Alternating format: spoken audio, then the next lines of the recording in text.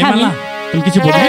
হ্যাঁ, আজ থেকে তুমি আমার স্বামী আর আমি তোমার বধূ। তাই আমার পিতা কোনোদিন তোমাকে কিচ্ছু করতে পারবে না। পৃথিবীতে সুখ বলে যদি কিছু থেকে থাকে, বলো বলো। এরই নাম ভালোবাসা, তারই নাম প্রেম।